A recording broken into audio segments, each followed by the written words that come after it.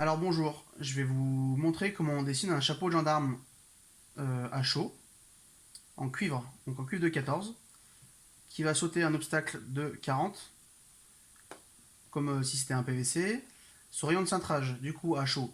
Généralement, à chaud, le but de cintrer à chaud est de cintrer avec le rayon le plus court possible. Du coup, le rayon minimum de cintrage à chaud, c'est 3 fois le diamètre du tube. Donc 3 fois 14, notre rayon sera de 42 mm. Du coup, je vais commencer par tracer mon obstacle. Avant de ça, du coup, je vous explique, je fais mes dessins avec un bic. Pourquoi? Parce que déjà, j'ai que ça chez moi et que mes traits sont plus noirs, donc vous pourrez mieux voir sur ma feuille ce que je fais. Vous, bien sûr, chez vous, vous allez centrer vos deux traits d'axe. Donc vous allez centrer votre dessin au milieu de votre feuille. Si demandé, vous ferez un cadre et un cartouche, comme vous savez normalement déjà le faire. Du coup, je vais commencer par tracer mon obstacle, donc qui est de 40 mm. D'accord. Ensuite, on met donc un écart minimum de 15 mm entre l'obstacle et le cuivre qui saute celui-ci. Après mon cuivre de 14 mm, donc 7 mm le milieu. Vous avez vu, je fais un repère sur l'axe pour ne pas me tromper. Je descends de mon trait d'axe, je descends donc mon rayon de cintrage qui est de 42 mm. Je tombe, comme par hasard, hein, pile sur mon autre trait d'axe. Mais si j'aurais pris un rayon différent, je serais tombé sur la ligne. Donc plus près ou plus loin de mon obstacle. Une fois mon rayon redescendu, qu'est-ce que je fais? Je vais venir prendre avec mon compas mon rayon de cintrage. Donc je le prends directement sur le dessin pour une question de précision. Du coup, avec mon compas, je viens prendre mon rayon de cintrage. D'accord. Je le reporte sur ma ligne pour pouvoir tracer une parallèle. N'importe où, je me prends n'importe où sur cette ligne. Je viens tracer mes deux arcs de cercle qui vont me servir à tracer ma parallèle. Par la suite, je viens tracer ma parallèle. D'accord, jusqu'ici, tout va bien. Je vais, pour le côté esthétique, et pour pas que vous perdre, je vais tracer l'obstacle de 40 mm.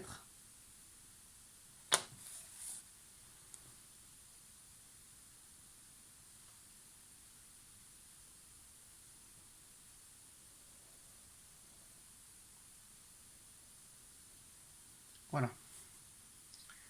Une fois que j'ai mon obstacle tracé, avec mon trait d'axe qui tombe sur mon rayon de cintrage que j'ai relevé de ma ligne conductrice, je vais prendre deux fois mon rayon de cintrage, donc 2 fois 42, ce qui fait 84. D'accord, 84 mm.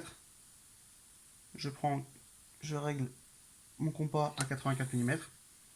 Je me pique du coup sur mon rayon de cintrage qui, là, malheureusement tombait en plein sur ma ligne, ce qui ne pose pas de problème, mais pour se repérer, il ne faut juste pas l'oublier. Donc, je me fais un repère de chaque côté, d'accord. Deux fois mon rayon de cintrage. De ce repère-là, qu'est-ce que je fais? Vu qu'on est à chaud, je descends un trait d'équerre de chacun de ces deux traits, d'accord, qui va plus loin que mon trait d'axe.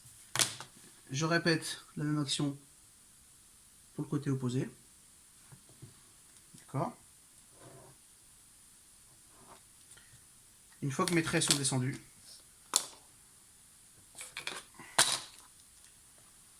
je pars de mon point de croisement jusqu'à mon rayon de cintrage et je trace un trait.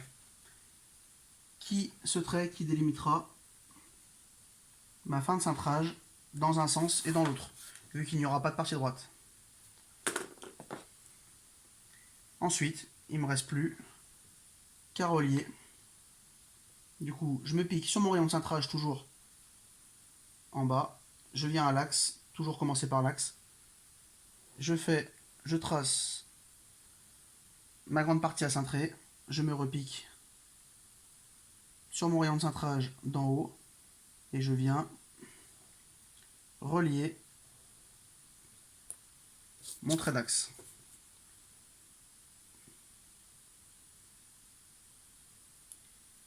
D'accord.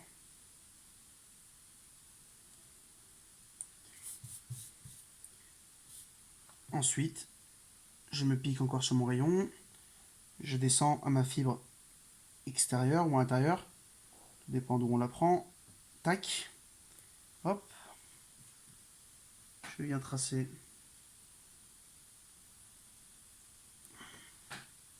de mes 3 points de rayon. Donc, vous avez vu, mes points de compas sont toujours les mêmes. 1, 2 et 3. Je prends ma dernière cote.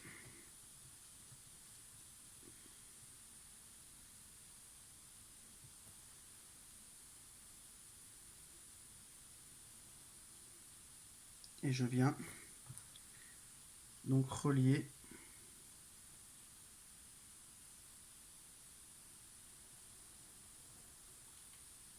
mes traits.